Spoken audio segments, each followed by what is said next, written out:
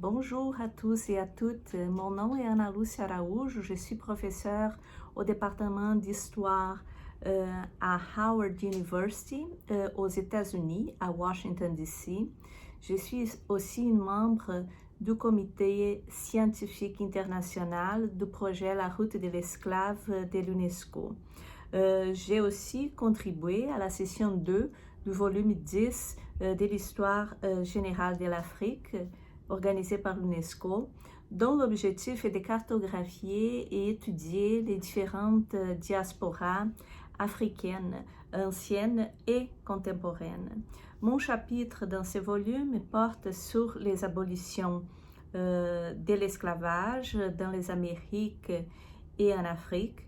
Ce travail est le résultat d'une recherche que j'ai faite depuis un certain temps et a été l'objet d'un livre sur l'histoire des demandes de réparation sur l'esclavage. Alors, comme historienne, je travaille sur l'histoire et la mémoire de l'esclavage atlantique, ainsi que l'histoire de la traite atlantique des esclaves. Alors, dans le cadre de la Conférence mondiale des humanités, je vais mettre l'accent sur l'importance de l'histoire générale de l'Afrique. Comme vous savez, depuis un certain temps, au cours des dernières années, on voit une dévalorisation croissante des humanités et aussi des événements mettant en relief la persistance du racisme et des inégalités raciales.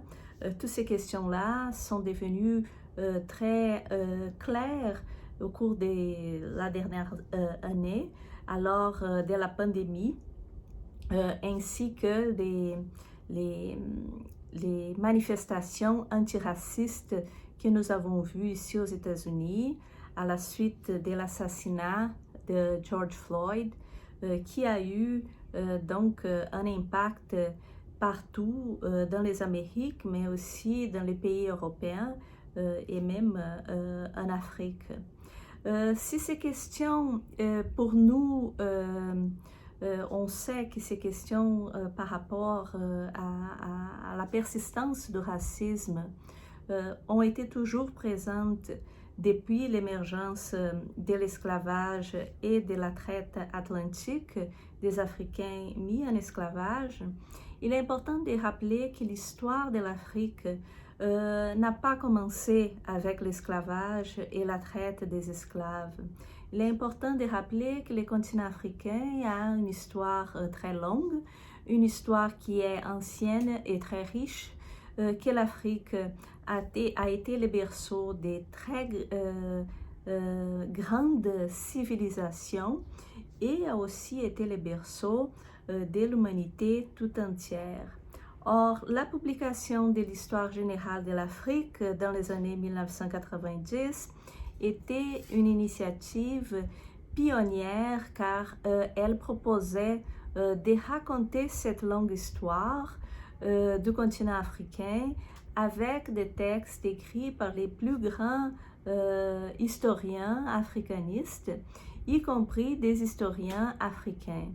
Or, si pour les spécialistes, l'idée que l'Afrique a une histoire est quelque chose qu'on n'a pas besoin d'insister ou de répéter, il est important de rappeler que pendant très longtemps, l'idée de l'Afrique comme un continent marqué par l'obscurité, par l'absence d'histoire, une idée qui d'ailleurs vient du philosophe allemand Friedrich Hegel, qui d'ailleurs jamais mis les pieds sur le continent africain.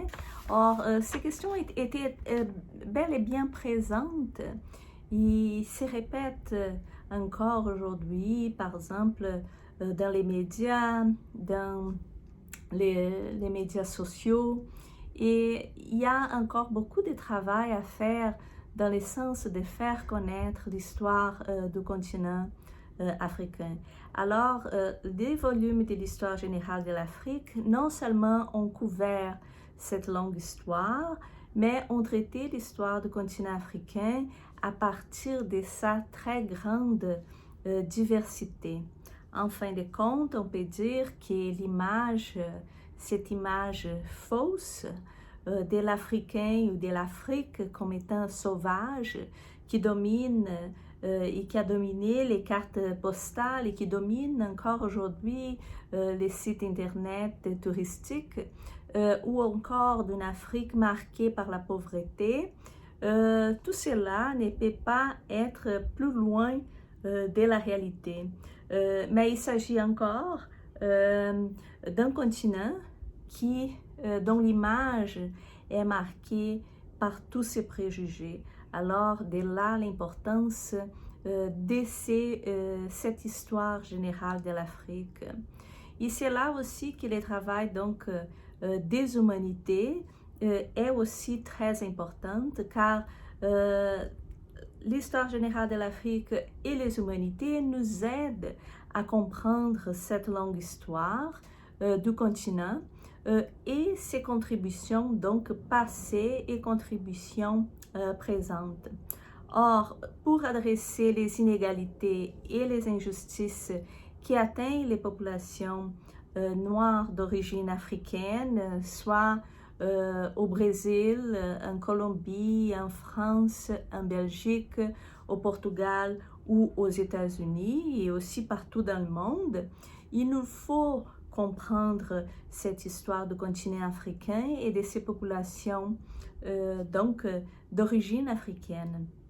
Il nous faut comprendre les expériences de ces populations de la diaspora, des diasporas africaines, qui commencent bien sûr à se former bien avant les débuts de la traite atlantique des esclaves, ainsi que bien avant ce qu'on connaît comme étant le colonialisme européen. Alors, notre appel avec ce travail a pour objectif de valoriser cette histoire et de créer des outils permettant de connaître cette histoire partout dans le monde, comprendre l'histoire du continent africain, de ces populations qui se sont dispersées au cours des siècles, y compris dans la période de la traite atlantique, nous aidera alors à comprendre les inégalités raciales qui ont survécu